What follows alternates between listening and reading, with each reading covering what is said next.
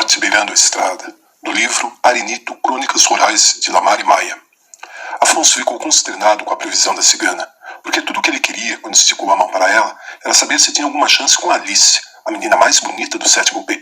Mas a cigana não disse nada sobre a garota, apenas uma previsão macabra. Acidente de trânsito, rapaz. Tu vai morrer numa estrada, um acidente horrível. Assustado, ele até se esqueceu de perguntar os detalhes. Vai ser de carro ou de ônibus? Dirigindo ou passageiro? De dia ou de noite? Antes tivesse perguntado isso, pelo menos teria pistas mais claras sobre o que deveria ou não fazer. Só restou para Afonso a decisão de que nunca, desde os seus 14 anos de idade, colocaria os pés para fora de Taquarivaí. Decidiu que seria mais esperto do que a morte, porque se ela iria lhe dar uma emboscada numa estrada qualquer, então o truque era não entrar em carro, nem em ônibus, nem subir em moto. Jamais.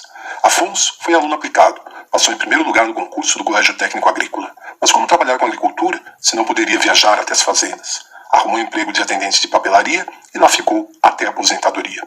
Seus amigos foram estudar fora, arrumaram bons empregos, tinham fotos na praia, festas de rodeio, e quando encontravam com o Afonso, era aquela gozação. Ei, parceiro, vai passar a vida toda nesse curral, é? Nunca foi a bailes, confraternização, e até no casamento da filha em Sorocaba, ele não apareceu. O pior foi quando Dona Célia, sua esposa, ganhou uma promoção do Mercados Max Bon, uma viagem de navio, 5 dias num cruzeiro romântico para casais. Ela chegou em casa, entre eufórica e ressabiada, contou a novidade para o marido.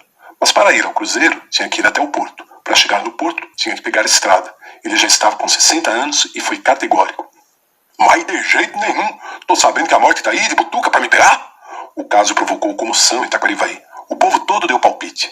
Vai de bicicleta, Afonso. Vai de arrete. Vai de mula mesmo. Nada. Para Afonso, trânsito é trânsito. Não importa o meio de transporte. Restou para Dona Célia, desolada, conversar com os donos do mercado e dar o prêmio para outro afortunado. Lá pelos 80 anos, Afonso foi até o médico do postinho reclamar de umas tosses, catarro de sangue, febre, manchas roxas pelo corpo. A resposta do médico foi direta. Tratamento para você, Afonso. Só numa cidade grande. Naquela idade, viúvo, ele resolveu encarar a própria morte. Sabia que aquela viagem seria sua derradeira despedida, mas uma despedida honrosa, de quem soube com paciência e resignação driblar até o limite da sua sina fatal. Bom, agora quem vai ser o motorista que vai me levar? Chamou o Pitanga, taxista malandro, que não respeitava nem as casadas, sujeito egocêntrico, mentiroso, chato e mau caráter. Se for pra alguém morrer comigo no acidente, é que seja esse caipora. Quando partiram de manhã, Afonso estava nervoso, mas já na metade do caminho, ele encostou a cabeça no banco, relaxou e até se pôs a rir, como alguém numa montanha russa. Pode vir, morte, sua besta. Te enganei a vida toda, agora não me importa que você me pegue. E se puder, leve esse intragável do Pitanga junto. A viagem transcorreu tranquila. Afonso não viu a neblina etérea dos fundos de vale ou a paisagem leve dos campos verdes. Tão obcecado estava em prestar atenção em qual das curvas iriam capotar. Passou Buri, Capão Bonito e Itapetininga, chegaram tranquilos em Sorocaba. Ué, não foi agora? Ele se perguntou quando estacionaram no hospital. E para seu descontentamento, teve ainda que pagar R$300 para o Pitanga. Achou que seria uma consulta rápida, afinal, seu destino era morrer de acidente de carro, não de doença. Mas imediatamente o encaminharam para a internação. Com um mês de hospital, bastante debilitado, ele viu a mancha escura de um ser incógnito abrir a porta do seu quarto e sentar-se na cadeira ao lado da cama. Oi, quem é você? Sou a morte. Chegou a tua hora. Mesmo com o corpo fraco, Afonso esbravejou. Você me enganou, desgraçado.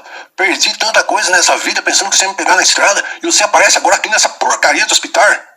Mas eu não te enganei, Afonso. Como assim? Quem te enganou foi você mesmo de acreditar na farsante da cigana. Afonso repassou todos os momentos da sua vida. As festas de juventude, estudar fora, casamento da filha, uma segunda lua de mel com Célia e os R$300 que pagou para o intragável do Pitanga. Quando jovem, Afonso tinha um futuro promissor. Mas como acontece a todos aqueles que vivem mais ao medo da morte do que às alegrias da vida, ele se transformou num ser tão medíocre, tão mesquinho, que a única coisa que lhe veio à mente foi perguntar para a morte. E a cigana? Ela já partiu? A funesta consultou seu caderninho de anotações, virou-se soturnamente serelepe e sussurrou no ouvido de Afonso.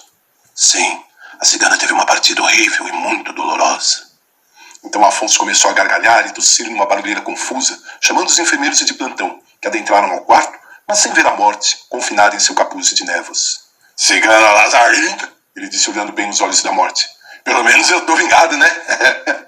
E sorrindo, serenamente entregou-se aos braços dela, para a segunda e última viagem de uma vida desperdiçada.